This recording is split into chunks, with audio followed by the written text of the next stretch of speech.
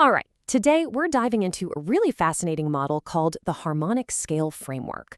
It's a way of looking at the journey of consciousness, birth, life, death, the whole shebang, through the lens of physics. Let's get right into it. So let's just start with this one big question, because it's at the heart of everything. What if your life, this whole experience, is really just a process? A process of a deeper consciousness tuning into our physical world for a while, and then returning with the echoes of everything you've done. Just chew on that for a second. Okay, to understand how this journey works, the framework gives us three core components.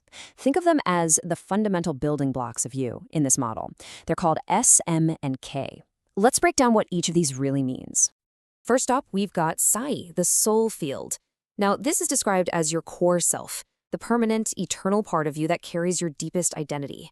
It exists outside of our normal physical reality. You could kind of think of Sai as the pilot on this lifelong journey.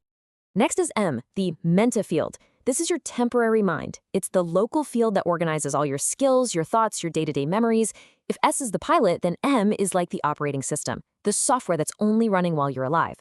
And that brings us to K, the physical channels. This one's pretty straightforward. It's the hardware, it's your body, it's the physical vehicle that the mind operates, and it provides all the energy that powers you through life. So you've got S, the pilot, M, the software, and K, the vehicle. This image here does a great job of putting it all together. See that line? That's called the sigma boundary. Think of it like a gateway. On one side, you have the eternal soul field, S, and on the other, you have the temporary reality we live in, made up of the mind, M, and the body, K. So the big question is, how does that eternal pilot, S, connect with its temporary vehicle, K? Well, the model suggests this really interesting process that happens before birth. It's called the downshift. Let's take a look. The whole idea here is based on resonance, or frequency. The soul field, S, is said to exist at this super high native frequency, a frequency that's just totally incompatible with our physical world. It's like trying to tune into a radio station that's on a completely different band. It's just not going to work. So to connect, it has to retune itself first. And this apparently happens in 3 steps. First, the soul is just vibing in its high-frequency state. Then it does what's called a downshift, where it drops its frequency way, way down to match the rhythm of our physical world. And finally, boom, it achieves a phase lock. That's the critical moment of connection that opens the door to our reality. Once that frequency is locked in, the stage is set for the actual moment of birth. This is where that connection gets fully established and where what we call life in this model really kicks off. The model points to a very specific trigger for all this, a physical event, like a baby's first breath. That simple act is what opens the gateway.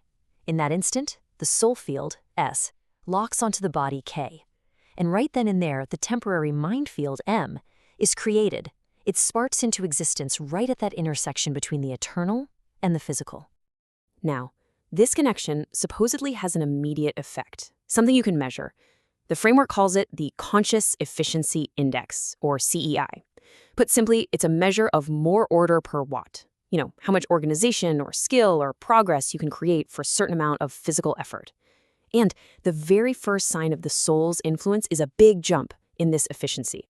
So we're here, we're connected, let's get into the journey of life itself and see how this framework talks about how we learn, how we grow, and how we create order in the world around us. This quote right here is absolutely key to the whole thing.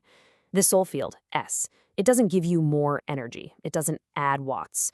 Your body, K, does that. No, its influence is way more subtle. It lowers thresholds. It makes it easier to take action and makes your use of energy way more efficient, allowing you to create more complex and orderly things with the same amount of effort.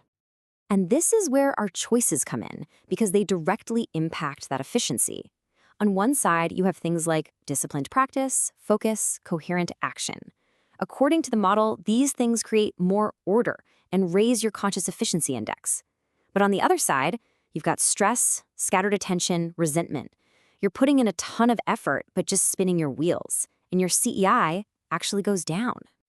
All right, we've walked through birth and the journey of life. Now we've reached the final phase, the process of death, and how that consciousness detaches from the physical world it was tuned into. The sequence it describes is really clear. First, the physical hardware, the body, K, it collapses. And because the temporary mind, M, is completely dependent on the body's energy to run, it just fades away. But the soul field, S? Well, it's fundamental, it's eternal, it persists. It just detaches and goes back to where it came from, outside that sigma boundary. Which, of course, leads to the most fascinating question in this whole model. After a lifetime of joy and pain and learning and doing, what does the soul actually take back with it? Is it all our memories? Our feelings? What is it? Well, the answer, according to this framework, is very specific. It's not your raw memories. It's not like a video recording of your life you get to rewatch. Instead, the soul keeps what are called invariants.